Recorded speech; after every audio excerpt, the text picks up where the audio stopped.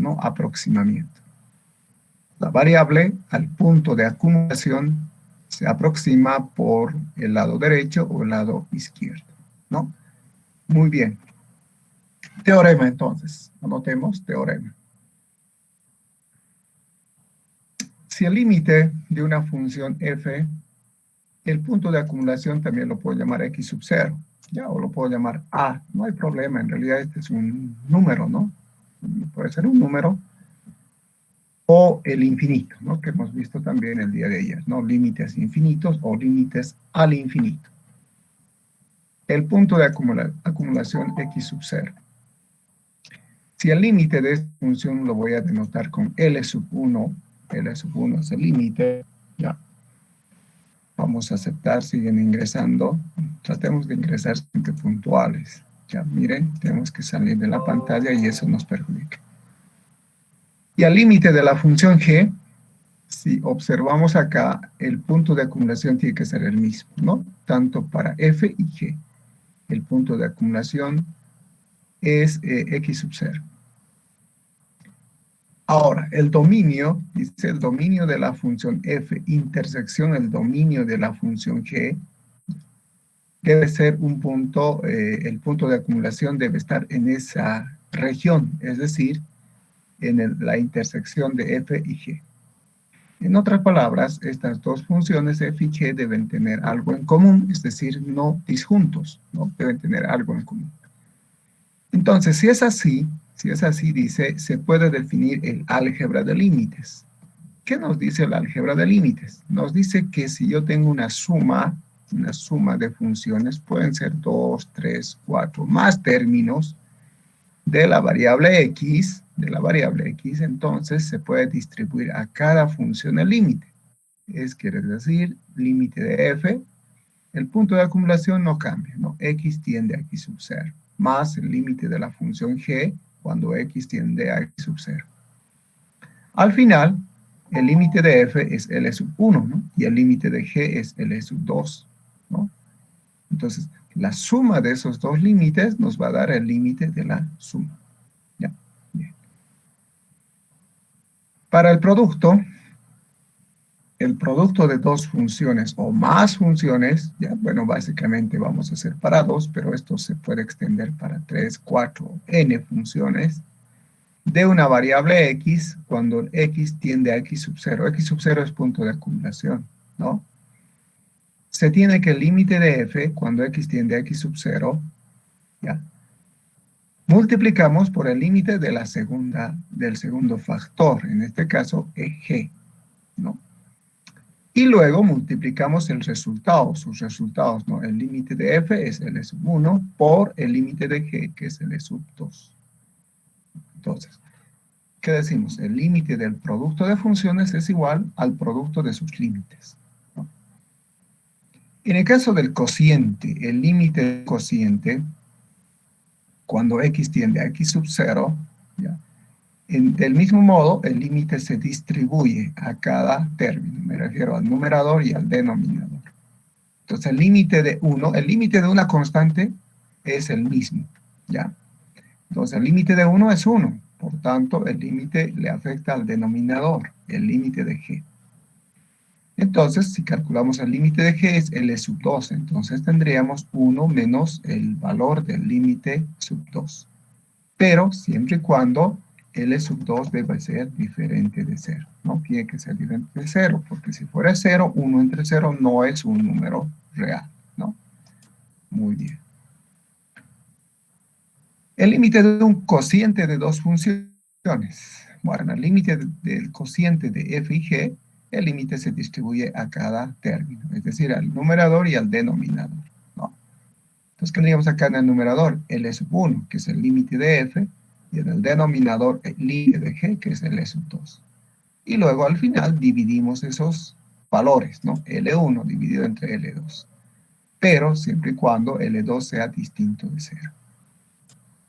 Hasta aquí el álgebra de límites para la suma, producto, cociente y una constante. Esta otra propiedad es muy importante. Nos dice que si yo tengo el operador límite multiplicado por c, c es una constante, es un número real, distinto de 0, obviamente, distinto de 0, ¿no? Entonces, C multiplicado por F, el límite, ya va a ser igual, la constante puede salir fuera, ya sale la constante fuera. Y el límite solo le afecta a la función F. Y luego, obviamente, voy a multiplicar el límite de F multiplicado por C. Entonces, aquí tendríamos C multiplicado por L sub 1. ¿No? L sub 1. Para todo C, que es un número real, ¿ya? Es un número real distinto de 0, ¿no? Tiene que ser distinto de 0. Distinto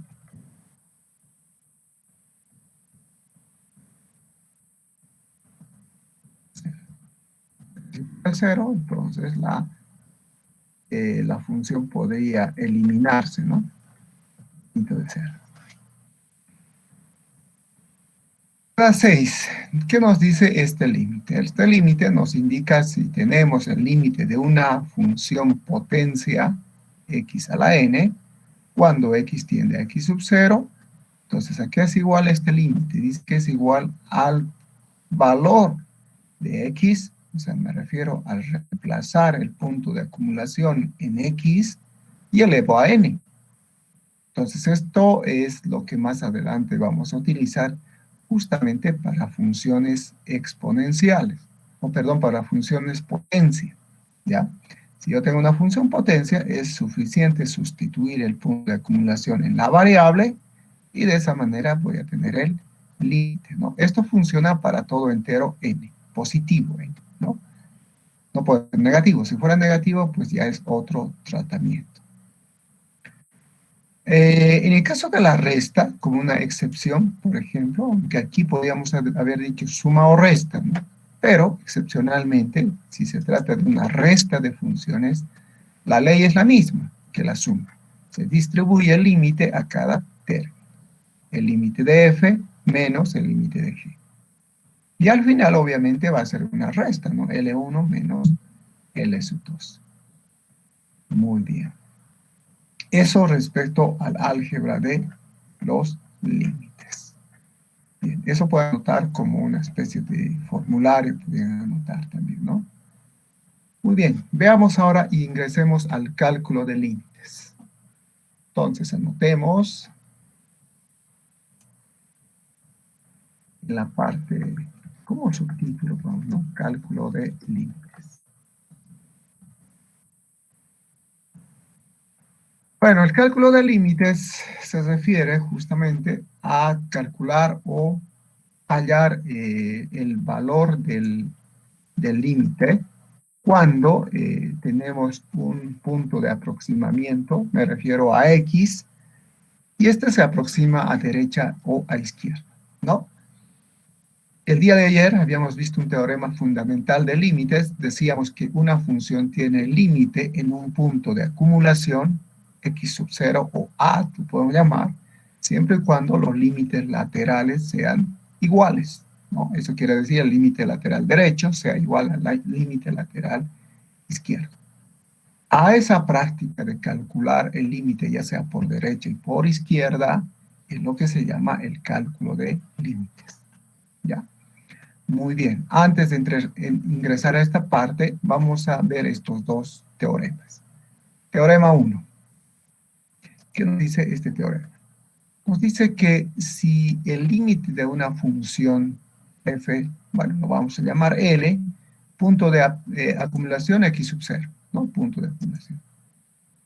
Y n es un entero positivo, justamente este teorema tiene que ver con lo que hace un momento hemos hablado, el límite de una función potencia, ¿no? X a la n. Esto se puede generalizar para una función cualquiera, ¿ya? Puede ser una función de primer grado, segundo grado, tercer grado, etcétera, ¿no? Yo puedo generalizar el límite de una función f, ¿ya? Que es polinomio elevado a n. Esa n yo puedo sacar fuera del límite. Ya, eso quiere decir que el límite, primero cálculo de f, y al final el valor del límite L lo elevo a la potencia n. Por ejemplo, vamos a asumir que el límite de f es, qué sé yo, 3, por ejemplo. 3 elevado al cuadrado, 9, ¿no? Ese sería el valor del límite de una función potencia. Importante teorema. Teorema 2. Este teorema nos dice que si el límite f es L y x sub 0 es punto de acumulación, ¿no? O PA también lo mismo. Del dominio, ¿ya? No olvidemos que el dominio es el valor de x, ¿no? Dominio de la función raíz. Esta es una función raíz. Raíz de n elevado a la L. O raíz de n de L. L es la cantidad subradical, ¿no?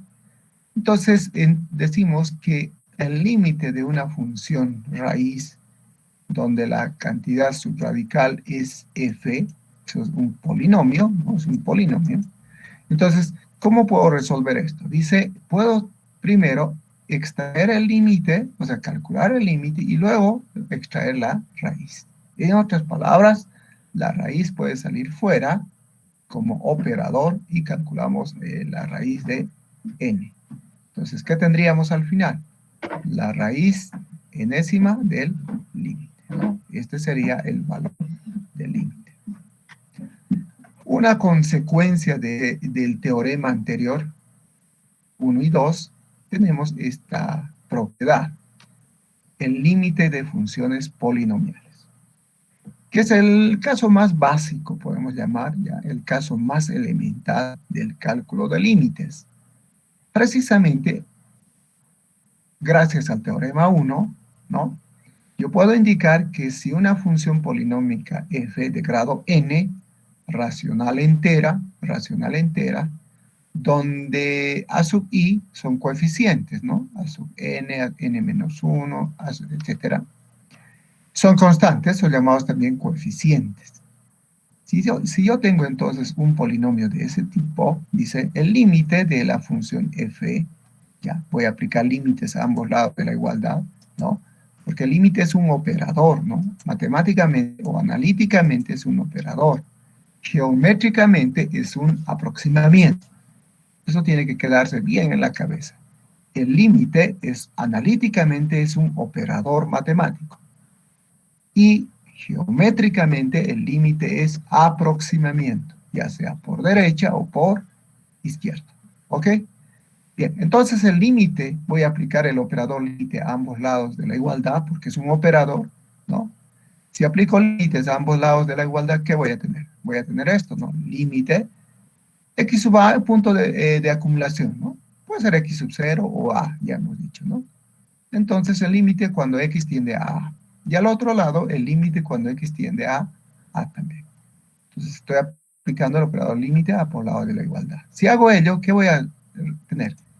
Aplicando el teorema, ¿no? Justamente el teorema 1 y el teorema 2, voy a tener el límite de la función, aquí no cambia nada, pero a este lado sí, tengo el límite de la suma, ¿no?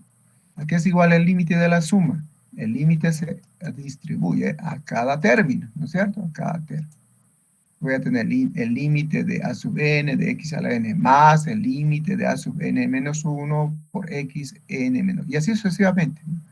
Además, voy a aplicar el teorema 1, porque aquí voy a tener una potencia, ¿no? Una potencia.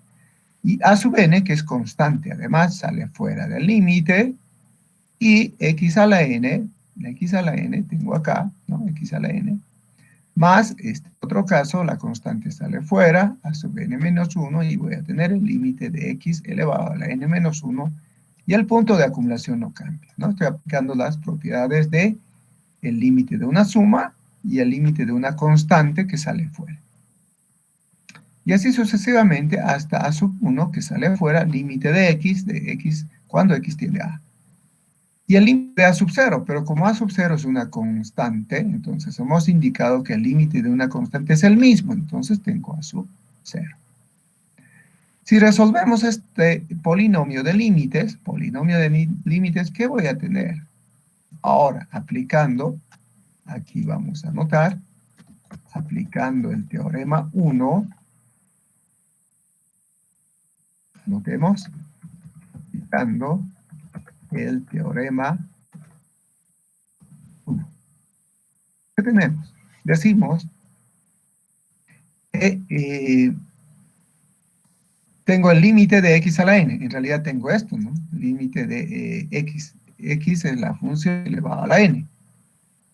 ¿Y qué decíamos en las propiedades? Decíamos que puedo calcular el límite de x, n saldría afuera, ¿no? N, y tendría una función polinómica x a la n. ¿Qué es lo que hacemos? Sustituimos el valor de a, ¿no? A eso también se le llama sustitución directa. Entonces, si tengo un límite de esta forma, sustituyo a y voy a tener a la n. Y el producto de a sub n por a a la n, en realidad son números, ¿no? Y aquí voy a tener un número, ¿no? Un coeficiente multiplicado por una potencia, ya no existe la variable, pues tengo un número, ¿no? Algo similar va a ocurrir acá. Si calculo el límite de x a la n menos 1, sustituyendo el límite a en vez de x, voy a tener a elevado a la n menos 1 por el coeficiente a sub n menos 1, que también al final va a ser un número. Sucesivamente, ¿no? Hasta llegar acá, el límite de x, sustituyo x en vez de a, y voy a tener aquí a por a sub 1, más a sub 0. Al final tengo una suma de números, ¿no? Y una suma de números obviamente va a ser otro número, y ese justamente va a ser el límite L, ¿no? Este va a ser igual al límite L. Esto es igual al límite L. En otras palabras, el límite de funciones polinomiales no es más que la suma de la sustitución directa del punto de acumulación en la variable, y al final la suma de esos límites va a ser el límite L, ¿no? Entonces, este tipo de límites probablemente es el caso más básico, ¿ya? Llamado de sustitución directa. Pero esto solo funciona cuando tenemos una función polinomial. Ahora, si yo tengo una función, qué sé yo, logarítmica, trigonométrica, y cualquier función, pues esto ya no funciona, ¿no? Esto siempre debe ser para un polinomio. Gracias al teorema 1. Muy bien.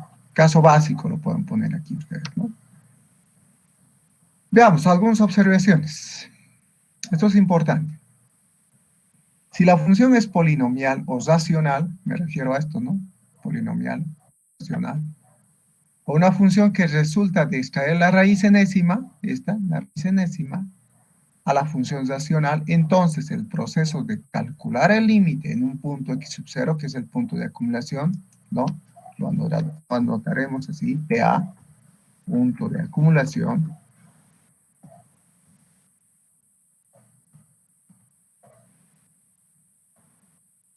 Este punto de acumulación, que es x sub 0, que puede ser a o x sub 0, significa la aplicación de los teoremas sobre límites, sobre estos dos teoremas, ¿no? Nos lleva a obtener como valor de límite el mismo valor que se obtiene si se elevara f para x igual a x sub 0, ¿no? O sea, estamos elevando x a la n sub 1. Aquí x elevado a n menos 1. Es decir, el límite de este tipo de funciones polinomiales racionales enteras va a ser la sustitución de la función por el punto de acumulación, llamado también sustitución simple, ¿ya? A este caso básico también se lo denomina sustitución simple. Muy bien. La aplicación la aplicación de los teoremas 1 y 2 sobre límites a las funciones algebraicas elementales se reduce entonces a evaluar la función f en un punto x sub 0 donde se está tomando el límite, ¿no? Entonces de ahí el nombre de sustitución simple, es decir, cuando sustituimos la variable por el punto de acumulación, ¿qué estamos haciendo? Estamos evaluando la función, ¿no? Básicamente la sustitución simple es evaluar la función, ¿no? Muy bien. Veamos ahora, a ver, veamos un ejemplo mejor, acá antes de pasar a los límites. Ya, aquí me piden calcular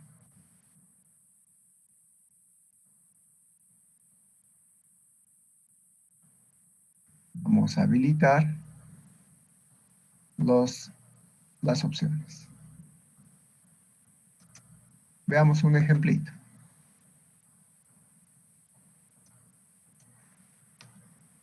Ejemplo 1. Este caso básico.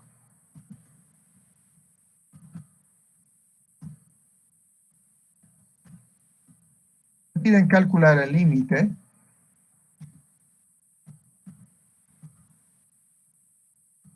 de una función polinomial. Vamos a ver. El límite de una función lo vamos a llamar operador límite. ¿Ya? El punto de acumulación que sea un valor conocido, lo voy a llamar 2. Y la función polinomial, un polinomio, ¿no? Polinomio x puede ser x al cuadrado, poner paréntesis para que se vea de que el límite le afecta a toda la función. X al cuadrado más x menos 1. Si vemos acá, este polinomio es un polinomio de segundo grado, ¿no?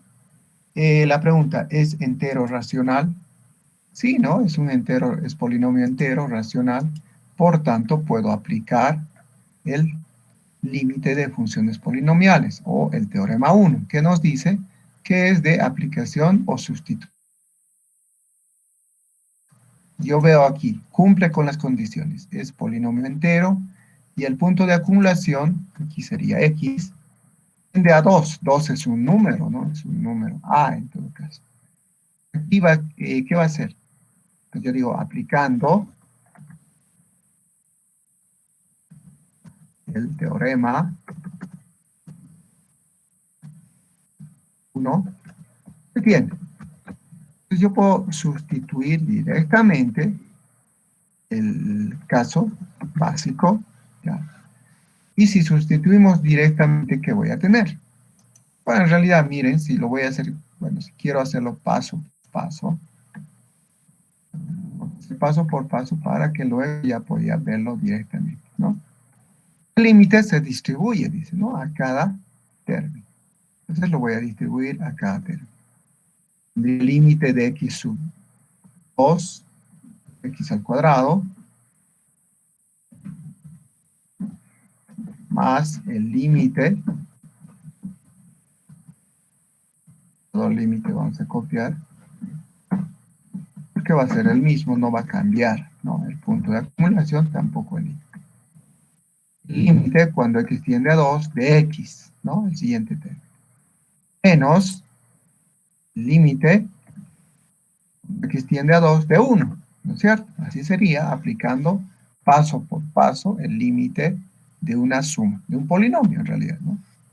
¿Ya que va a ser igual? Bueno, ahora tengo el límite de x al cuadrado, tengo una función polinomial entera, x al cuadrado. ¿Qué hacemos en ese caso? Sustituimos, dice el 2, directamente en la variable. Entonces, ¿qué voy a tener acá? 2 elevado al cuadrado. Bueno, eso es 4, ¿no? Bueno, vamos a hacer paso por paso. Más, ahora tengo el límite de una función lineal, x. Como es polinómica, entonces distribuyo directamente y esto va a ser 2 menos el límite de una constante. El límite de 1 es el mismo 1, ¿no? Porque el límite de una constante es el mismo. 1. ¿Qué tendríamos al final? 4, ¿no? 2 al cuadrado más 2, 6, menos 1, 5. El límite L es 5. Entonces, aquí abajo, por tanto, decimos, por tanto, el límite de esta función siempre se anota en ese orden, ¿ya? Que nos han pedido calcular esto. Voy a copiarlo. Es igual a 5, ¿no? Si hubiéramos obtenido el mismo resultado, si hubiéramos hecho directo, ¿no? Yo reconozco que esto es un límite de un polinomio entero, racional, y por el teorema, entonces yo sé que esto puedo sustituir directamente el punto de acumulación, 2 al cuadrado, 4 más 2, 6 menos 1, 5. Directo podría haber hecho, ¿no? Aquí lo hemos hecho paso por paso. Ok, ¿Qué hemos aprendido de este ejemplo? Cada ejercicio en realidad nos enseña algo, ¿no? ¿Qué hemos aprendido? Primero, que el límite de un polinomio es de sustitución directa. Es decir, evaluar la función en el punto de acumulación. Ahora, ¿qué es 5? Bueno, 5 en realidad es el valor del límite que está en el eje Y, ¿no? En el eje Y. ¿Y qué tengo aquí? Aquí tengo una parábola, ¿no? Y esta parábola me indica que cuando x tiende a 2, 2 es un punto que está en el eje X, ¿no? Ese punto de acumulación. Entonces, cuando yo me aproximo, dice, al punto 2, su imagen va a valer 5. Eso nos está indicando, ¿no? Su imagen vale 5. Entonces, el aproximamiento al punto 2 por derecha y por izquierda, su imagen vale 5. ¿Ya? Entonces, cada ejercicio en límites siempre analicen, ¿no? No lo vean como un simple reemplazo o aplicar una fórmula. Eso no sirve. Ya les dije el día de ayer. La matemática para ingeniería es análisis, ¿no? Análisis. Cada ejercicio pregunte de qué nos enseña. En este caso, este problema nos enseña de que este es un polinomio entero racional, por tanto es una función que no tiene cortes. Eso vamos a ver un poquito más adelante. Es decir, una función continua, ¿ya? Es una parábola. Y cuando yo me aproximo a 2 por izquierda o por derecha, su límite vale 5. Muy bien. Este es el caso más básico. Ahora entremos a los casos donde no siempre ocurre, como les decía hace un momento, ¿no? De que la función sea polinómica, ¿no? No siempre. Entonces, ¿qué hacemos en ese caso? Pues vamos a dividirlo en 3 casos, ¿ya? 3 casos que en realidad engloban a la mayor cantidad del cálculo de límites, ¿ya? Y lo vamos a llamar las técnicas para evaluar el límite de la función. Como premisa, entonces, si la función no es polinómica, entonces el proceso consiste en analizar, fíjense, analizar el comportamiento de la función f, ¿ya? Voy a analizar en un punto próximo a x sub 0, llamado punto de acumulación. No olvidemos que x sub 0 es un punto que pertenece al entorno, ¿no? Y el entorno lo hemos llamado E, ¿no? Este es el entorno E, lo puedo llamar también así, ¿no? El entorno E es en realidad un intervalo, ¿no? Es un intervalo, es una vecindad también, una vecindad de centro x sub 0, sub 0 es el punto de acumulación, y radio delta, ¿no? Eso hemos visto el día de ayer. También les he subido el video para que ustedes lo vean, ya, porque es importante entender este concepto, ¿no? Para calcular el límite, básicamente necesitamos un entorno, ¿no? ¿Y el entorno qué es? Es una vecindad. ¿Y qué es una vecindad? Es un intervalo, ¿no? Y el intervalo puede ser abierto o cerrado. Me refiero a que el punto de acumulación puede pertenecer al dominio o no, ¿no? Y justamente el hecho de decir de que pertenece o no es que se clasifica en estos 3 casos, ¿ya? En el caso particular de esta que hemos visto, de hecho, x sub 0 pertenece al punto de acumulación, pertenece. Por tanto, no me hago ningún problema, calculo directamente. Pero, en este caso, no siempre, ¿no? X sub 0 no siempre pertenece al dominio, ¿no? Ahora, entonces, el primer caso sería cuando x sub 0 pertenece al dominio. Ok, que sería el caso también básico, ¿no? Básicamente el 1 es una consecuencia del caso polinomial. Ya es una consecuencia, ¿no? En la que x sub 0 pertenece al dominio y existe el límite. Obviamente, ¿no? Si x sub 0 pertenece, entonces existe el límite. ¿Qué hago entonces? Entonces debo calcular el límite por simple sustitución, reemplazando el punto de acumulación en la función. Es el caso básico, que es una consecuencia de funciones polinomiales. El caso 2, que es un poquito más interesante, es cuando x sub 0 no pertenece al entorno. Eso quiere decir que es abierto. Ya es abierto, o sea, no pertenece. En este caso, ¿qué hacemos? Obviamente, por definición, el límite no existe, ¿no? No existe, porque x sub 0 no pertenece. Entonces, en el caso 2 me interesa averiguar en los puntos próximos a x sub 0.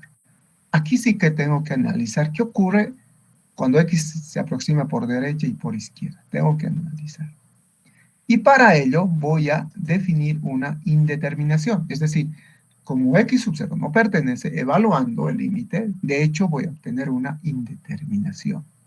¿Y qué es una indeterminación? Es una operación matemática no definida. Eso quiere decir que no está definida la operación. Por ejemplo, infinito sobre infinito. No es una operación matemática definida, es una indeterminación. 0 sobre 0, 1 elevado al infinito. Todas esas operaciones implican indeterminaciones. Y eso se obtiene cuando el punto de acumulación no pertenece. Y el tercer caso, que es aún más interesante, x sub 0 no pertenece al dominio y además no está definido el límite de f. Es decir, no solo no existe, sino además no está definido. Eso significa, justo lo que hemos visto el día de ayer, estamos hablando de límites infinitos o valores de x que tienden al infinito. ¿Ya? Es decir, cuando x sub 0, el punto de acumulación, ¿ya? Cuando se tiende a x sub 0, entonces la función tiende ya sea a más infinito o a menos infinito, lo que decíamos el día de ayer, ¿no? La función sube hacia arriba y se pierde en el infinito, o baja hacia abajo y se pierde en el menos infinito. A este tipo de límites los vamos a llamar límites infinitos, ¿no? Que básicamente ya lo hemos visto geométricamente el día de ayer y ya tenemos una idea más o menos, ¿no? Pero ahora vamos a realizar el cálculo, ¿no? Es decir, el valor analítico, ¿no? Muy bien, empecemos con el caso 1. El caso 1 nos dice cuando x sub 0 pertenece al dominio, ok, estoy acá. ¿Qué se hace? Dice, el problema se resuelve evaluando el límite por sustitución directa. Esto es, evalúa el límite en el punto de acumulación. Pero el primer requisito es este. Debo verificar que el punto de acumulación pertenezca al dominio. Porque si no pertenece, obviamente es caso 2 o es caso 3, ¿no? Muy bien. Entonces, veamos este ejemplito, importante este ejemplo. Dice, sea la función f, y es una función radical. Eso significa que la variable está siendo afectada de una raíz. En este caso, una raíz cuadrada, ¿no? Una raíz cuadrada. Ok, y nos piden hallar el límite de esta función. Ya, ok, usted podía anotar el límite de la raíz directamente, o podía anotar también así, ¿no? Lo primero que tengo que hacer, como les decía, primero es verificar que el punto de acumulación sea parte del dominio, ¿no? Es decir, si pertenece o no al dominio de la función. Entonces, de hecho, necesito calcular el dominio. Y eso ya hemos aprendido en el tema anterior. ¿Cómo calculamos el dominio? Bueno, básicamente evaluando la variable x y preguntándome qué valores puede tomar x para que f sea real, ¿no? Entonces, en ese caso, pues de hecho, una raíz no está definido para cualquier número real, solamente para números mayores o iguales que 0, ¿no?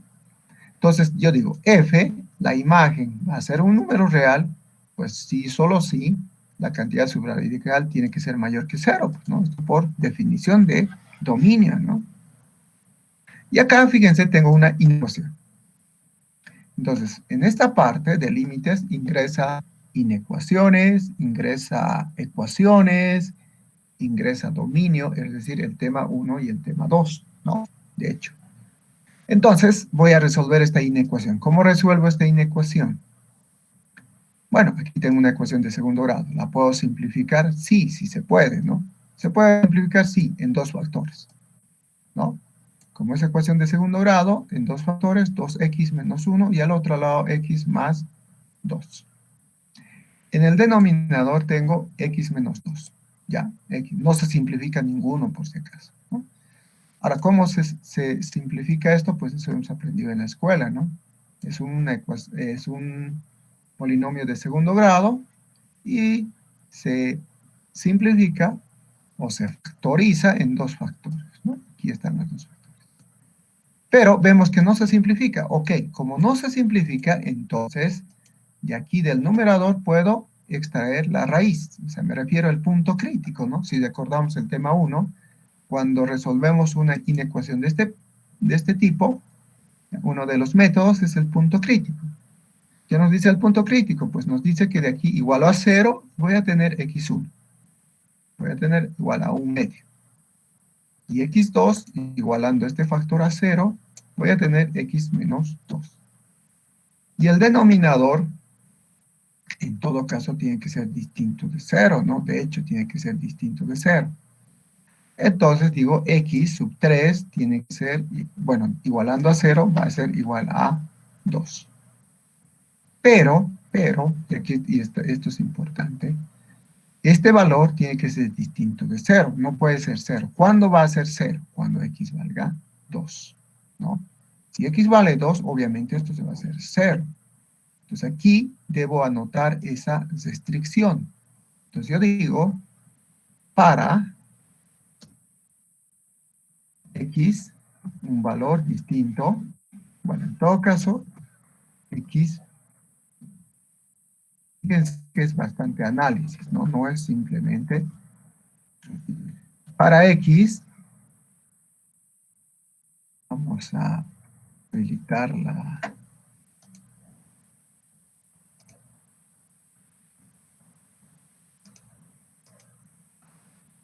para x distinto de 0.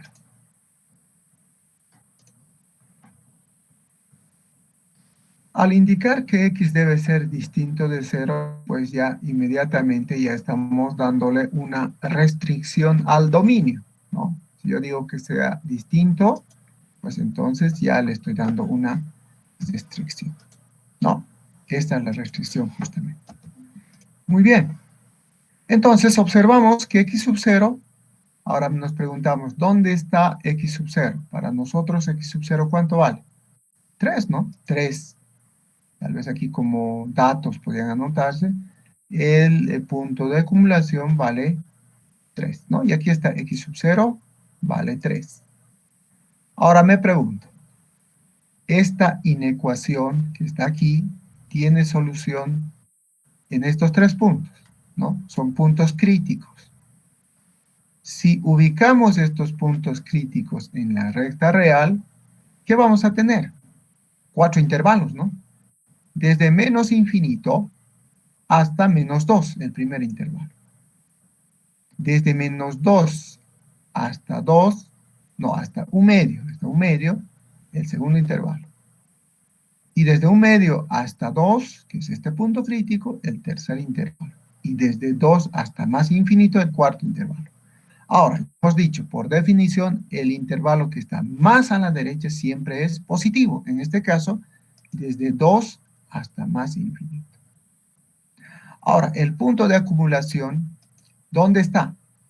En el último intervalo, ¿no? Desde 2 hasta más infinito, porque después de 2 viene el 3. Y como la inecuación es mayor que 0, entonces las soluciones son los intervalos positivos, ¿no? Me refiero a desde 2 hasta más infinito es solución. Por tanto, el punto de acumulación es parte del dominio. Observamos que x sub 0 pertenece al dominio. Obviamente, como pertenece al dominio, entonces decimos que se trata del primer caso. El primer caso. ¿Y qué nos dice el primer caso? Entonces, inmediatamente sustituya el punto de acumulación en la función. Eso voy a hacer acá. El límite de x cuando x tiende a 3 de la raíz de esta función. Evaluando. Sustituyo. Siempre colocamos evaluando. No se coloca igual. Evaluando. ¿Por qué no igual? Porque de hecho el límite no va a ser igual. Evaluando entonces. En vez de x coloco 3 al cuadrado más 3 por 3 menos 2 sobre 3, x vale, el punto de acumulación vale 3 menos 2. ¿Y eso cuánto es? 25 en el numerador dividido entre 1, pues es raíz de 25. Entonces la raíz cuadrada es 5. Por tanto, el límite de esta función vale 5. Bueno, casualmente también en el ejemplo anterior nos ha dado 5, ¿no? Pero solo eso es una casualidad, ¿no? Nos puede dar cualquier número, 0, negativo, etc. Muy bien. ¿Alguna pregunta en este primer caso? ¿Algo que no se haya entendido? es importante analizar. Les escucho. ¿Tienen alguna pregunta?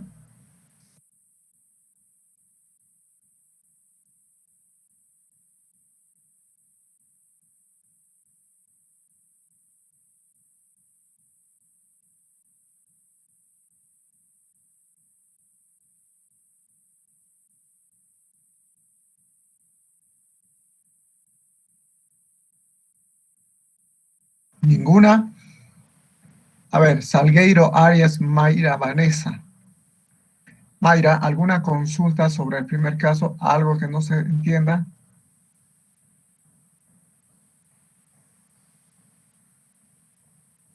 Salgueiro, Arias. ¿No está en sala? Bueno, si no está en sala, entonces no tiene Sí, asistencia, ¿no? dije, todo se entiende. Ya no hay preguntas. No, dije, Ok. Reinaga, Mamani, José o María José. Reinaga, María, ¿alguna pregunta sobre el caso 1? no, dije, Ok, todo se entiende bien. perfecto. Bien, entonces, volvamos a la presentación. Este caso, en particular, o para resolver este caso, es importante aclarar esta observación. El caso polinomial y este primer caso, cuando el punto de acumulación pertenece al dominio, ya, no siempre ocurre, no siempre, ¿no? Ya hemos dicho desde el anterior, ¿no? Desde el caso básico. O sea, no siempre se sustituye directamente, ¿no?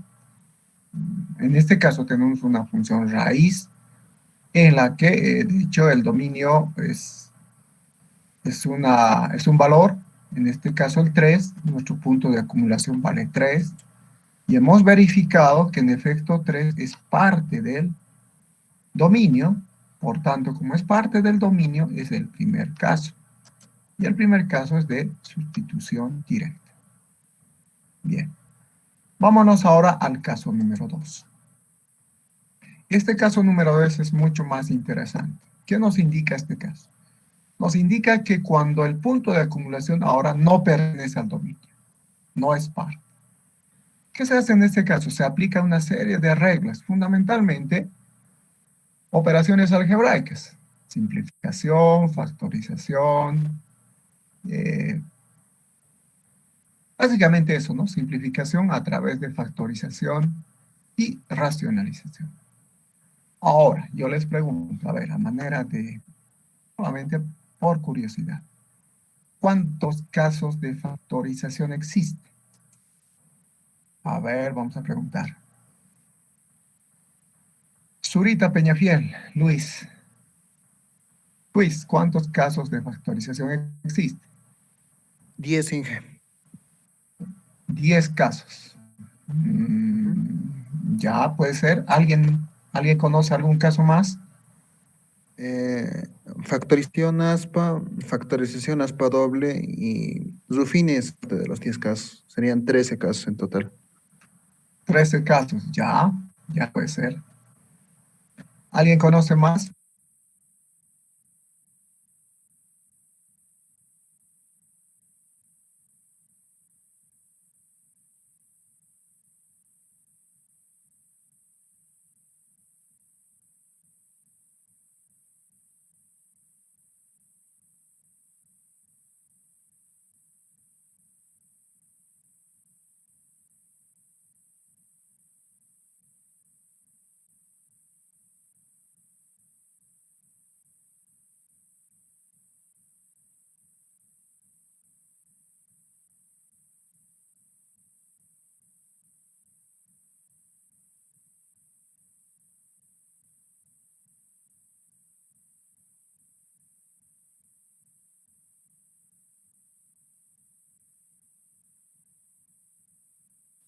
Inge, su micrófono está apagado.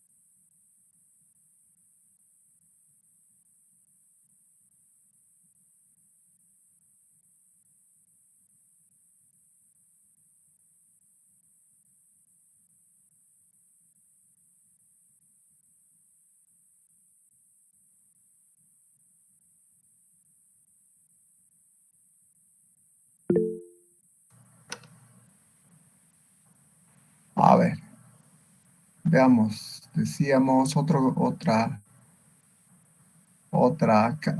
ver, veamos otra consulta. Tapia Frías, Jason. Jason, Tapia Frías. ¿Nos escucha? ¿Dónde sí, sí, ¿Cuántos casos de factorización conoce?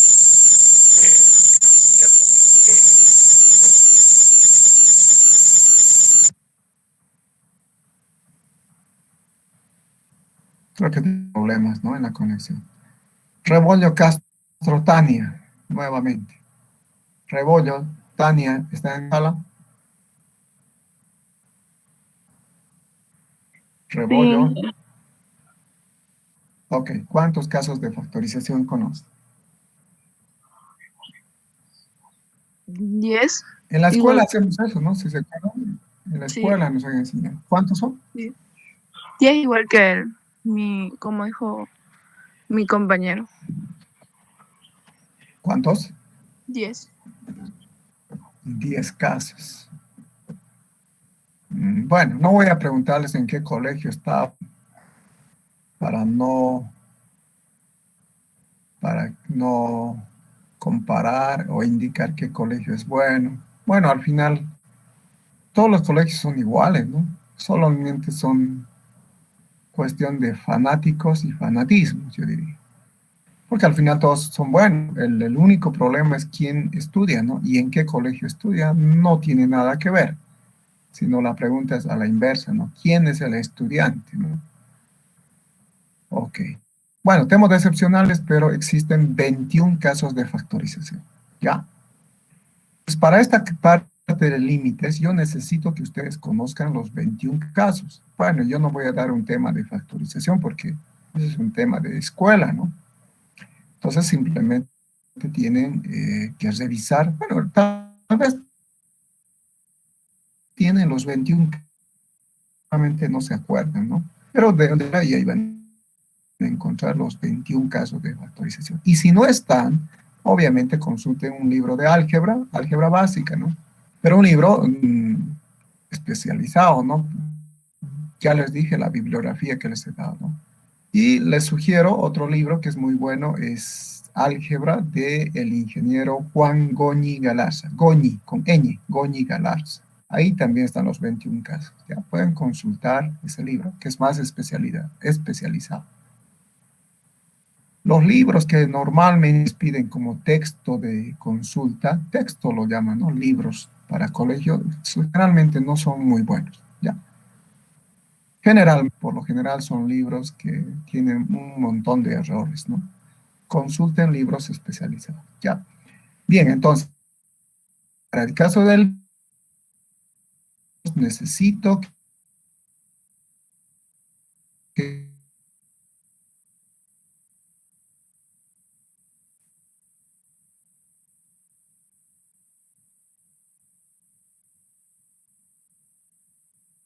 con buen trabajo es avanzar manuales superiores. Porque del mismo modo vamos a quedar en ridículo, ¿no? Existen 12 casos de racionalización, ya, 12 casos. Los 12 casos también están en esos libros especializados. Ahora, obviamente, probablemente lo han visto también en la escuela, lo han debido ver, supongo. Es que cuestión de revisar, ¿no? Son 12 casos, ¿ya? Ahí tampoco yo voy a repasar racionalización porque es tema de escuela, por tanto, ustedes tienen que repasar esa parte. Yo voy a asumir que conocen. ¿Sí? Muy bien, vámonos entonces al segundo caso. Decíamos entonces, para resolver el segundo caso, necesito conocer los 21 casos de factorización y los 12 casos de racionalización. Eso me va a ayudar a resolver el caso 2. Muy bien. Ahora, habíamos hablado que en el caso 2, evaluando, voy a obtener una indeterminación, ¿no? Evaluando. ¿Y qué son las indeterminaciones? Justamente son estas operaciones. Es lo que les decía hace un momento, ¿no? 0 sobre 0, por ejemplo, no es por si acaso 0, es una indeterminación. 1 elevado a la infinito, infinito sobre infinito. Y otras indeterminaciones, por ejemplo, 0 por infinito, no es 0, porque es una indeterminada. Infinito más infinito, 0 a la infinito, infinito elevado a la infinito. Todas estas son indeterminaciones. ¿Ya?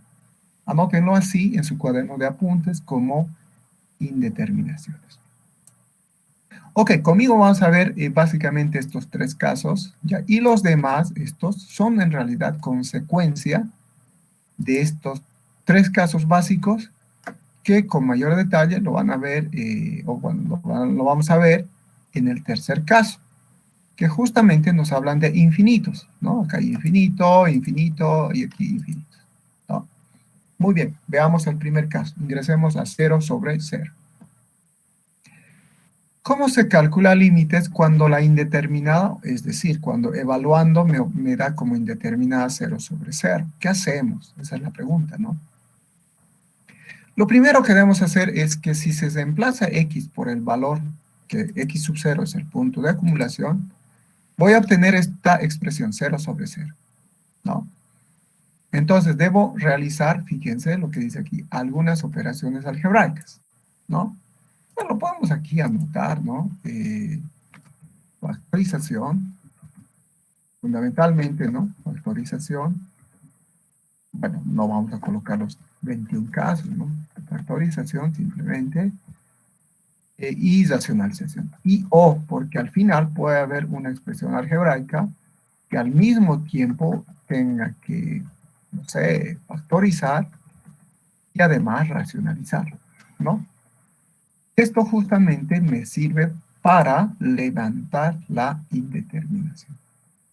O algunos dicen también para salvar la indeterminación. Bueno, en realidad es cuestión de términos, ¿no? Ok. Entonces, cuando tengo la indeterminada 0 sobre 0, ¿qué formas voy a tener? Bueno, lo voy a básicamente ver en dos casos, ¿ya? Voy a ver paso por paso, estoy haciendo para que se entienda esto. No lo voy a generalizar, porque cuando lo generalizamos, de repente, es muy abstracto, ¿no? De hecho, la matemática es abstracto, ¿no? Y en las generalizaciones, la abstracción se hace más, digamos, se observa con mayor intensidad, ¿no? Entonces, de ahí es que muchas veces es mejor particularizar y que mejor ver ejemplos. Y es lo que vamos a hacer, ¿ya? Muy bien, entonces yo lo voy a clasificar en dos formas a la primera forma indeterminada, 0 sobre 0. La primera forma es cuando el numerador y el denominador son polinomios enteros racionales, y de grado n en el numerador y en el denominador m, grado m, respectivamente, ¿no? Entonces, evaluando, vamos a obtener 0 sobre 0. ¿Qué hago entonces? Voy a factorizar, aquí está, ¿no? Debo factorizar. Cualquier caso, dentro de los 21 casos, ¿ya? De modo que obtenga un binomio, siempre, casi siempre. Obviamente, ¿no? Si es un polinomio, voy a obtener un binomio de esta forma, x más menos a. Este binomio, que va a aparecer en el numerador y en el denominador, voy a simplificar, ¿no? Si aquí es más y aquí es más, pues se va a simplificar, y simplemente me va a quedar el residuo de haber factorizado y lo voy a llamar P sub 1. En el denominador igual, luego de factorizar, el residuo Q sub 1. Ok, veamos un ejemplo para que se entienda. Aquí tengo, dice, calcular el límite cuando x tiende a, ¿cuánto vale el punto de acumulación? Voluntario. -2. Ok, genial, vale -2, muy bien. Bueno, probablemente para acostumbrarse, que si aquí pueden anotarse, ¿no? Datos, punto de acumulación. A ver, ¿cómo les digo? A veces no podemos perder la costumbre de la escuela, ¿no? Punto de acumulación, pueden anotarse, si no. Igual a -2. Pero, la restricción, ¿no? X nos indica que debe ser distinto de 0. ¿Por qué? Porque si yo lo reemplazo aquí, -2 al cuadrado es 4. Y voy a tener aquí -2 por -2 positivo 2 más 4, 6. 6 menos 6, 0. Entonces, en el denominador no puede haber 0, ¿verdad? Justamente, por eso es que aquí me dicen x distinto de -2. Aunque en muchos ejercicios esto no aparece. Así solamente nos da. Dicen calcular. Yo tengo que analizar. Primero, debo preguntar, ¿qué caso es? ¿Será el 1? ¿Será el caso 2? Y si es el caso 2, inmediatamente debo preguntar, ¿y para qué valores esto no está definido? Generalmente cuando hay raíces y cuando hay fracciones, ¿no? En una raíz, de hecho, no debe ser esto 0. ¿Y cuándo se hace 0? Ok, cuando vale 2. Ah, entonces yo, de hecho, aquí tengo que añadir y decir x debe ser distinto de 0, ¿no? Entonces, les repito, no siempre este dato nos dan. Tengo que analizar, pero para este ejemplo nos dan. Si no nos dan, entonces aquí me anoto, ¿no? Y digo x, bueno, lo voy a copiar esto. Y acá lo voy a copiar y digo que x debe ser distinto de menos 2, ¿no? Porque si es menos 2, pues esto no es un número real. Ok, y eso significa. Muy bien. Ya tengo el ejercicio acá. Entonces, evalúo. Ese es el primer paso. Evaluar, ¿no? Evaluando el límite, ¿qué significa? Sustituir la variable x por menos 2, ¿no? Ok, un minutito, por favor.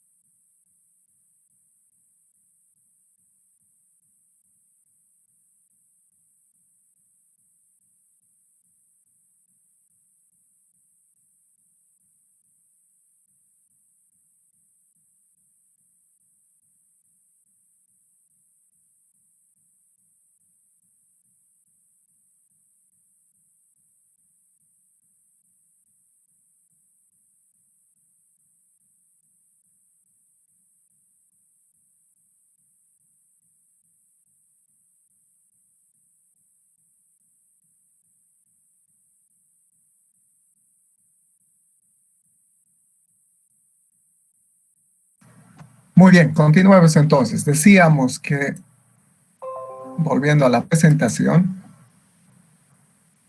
debemos evaluar, es el primer paso, ¿no? Evaluar. Luego de anotar y analizar, colocar los datos, el primer paso es evaluar. ¿Qué significa evaluar? Pues sustituir el valor del punto en la función, ¿no? ¿Se observa la diapositiva? ¿Me están escuchando? Sí, se observa. Sí, ingeniero. Muy bien. Sí, Entonces, ingeniero. evaluando significa sustituir. Menos 2 elevado al cubo más 4 me estoy sustituyendo acá, ¿no? En vez de x menos 2. 4 por menos 2 al cuadrado más, aquí es más esto, ¿no? Pequeño error. El editor, ¿no? A veces el editor se... en estas cositas. Bueno, ahí es más. Más 4 por menos 2. También menos. Lleva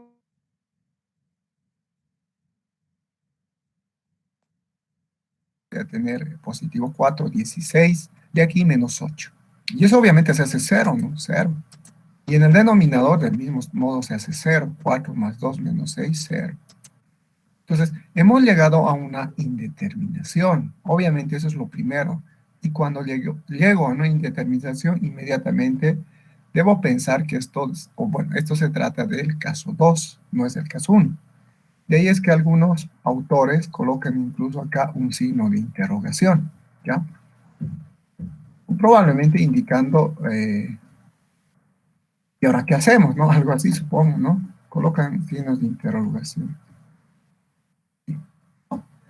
Bueno, pero básicamente ya sabemos que es una indeterminación.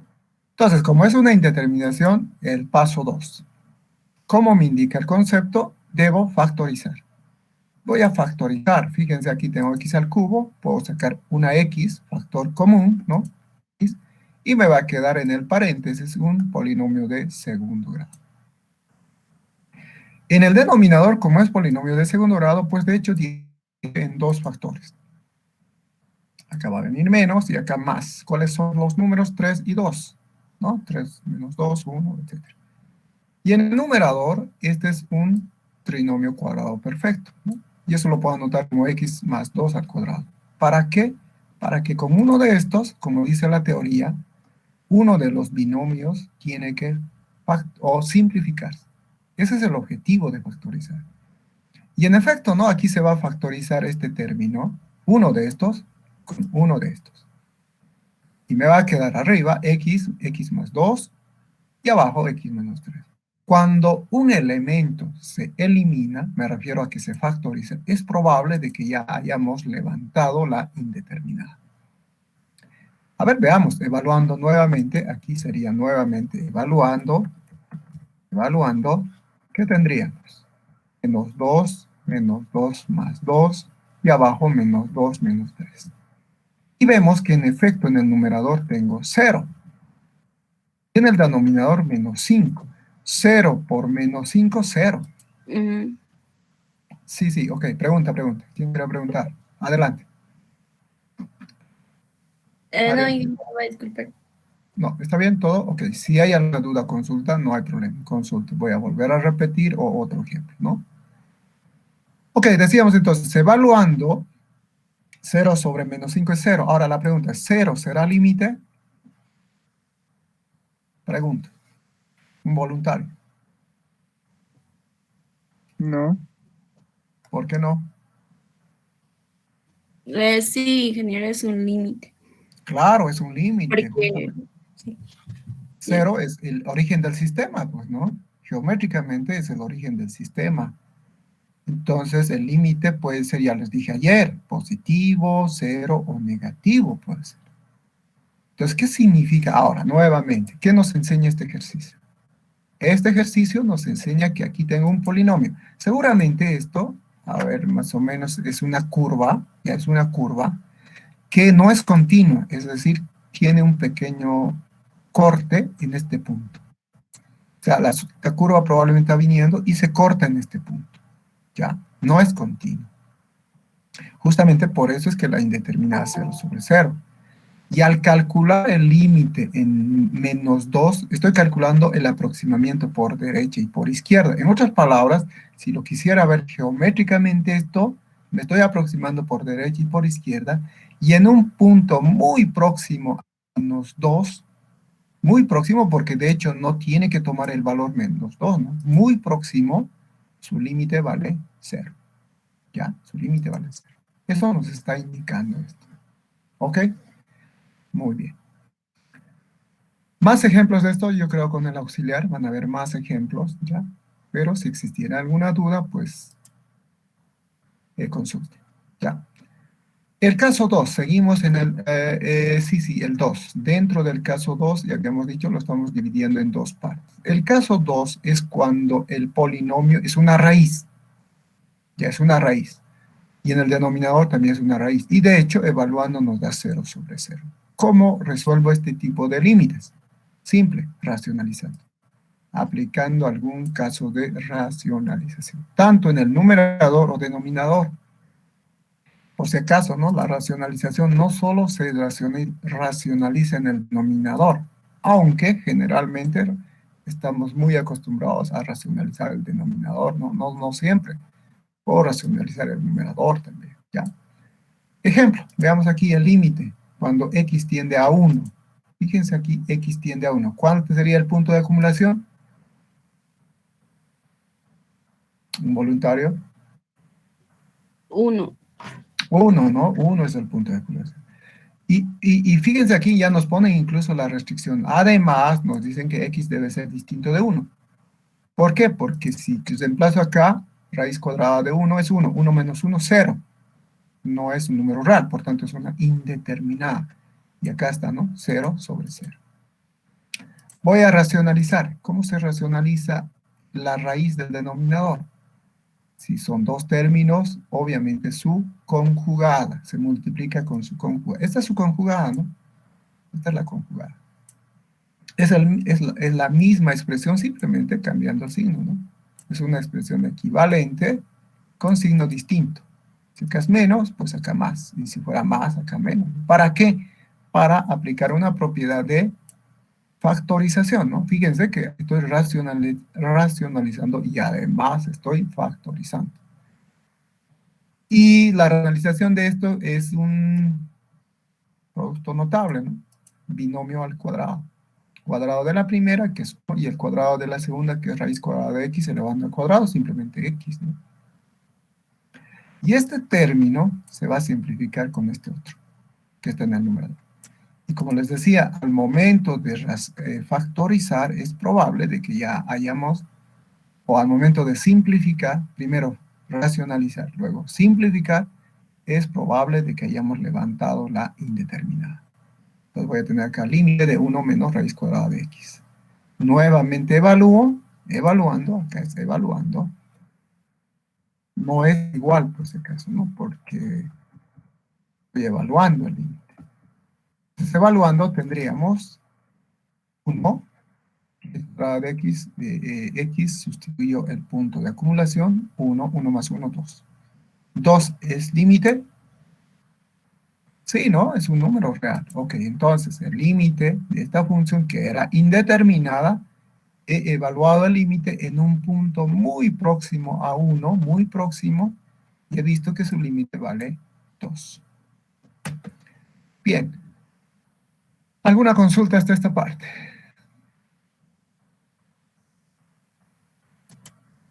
Bien, vamos a quedar acá. La siguiente clase vamos a ver algunos casos más de límites, fundamentalmente yendo por estas formas indeterminadas. Y el caso número 3, que es un poco más interesante. Y una vez que terminemos este tema, entiendo que lo vamos a terminar la siguiente semana, lunes, bueno, a más tardar como hoy martes, y ese día fijamos la fecha del primer parcial. ¿Ok? Bien. Quedamos acá y nos veríamos el día lunes. Mientras tanto, cuídense, yo los veo el día lunes. Bye, bye, cuídense. Hasta luego, ingeniero. Hasta luego, ingeniero. Nos vemos. Ingeniero. Gracias, ingeniero. Hasta luego. Luego, Inge. Nos vemos. Vázquez, Hasta luego, nos buen vemos. día.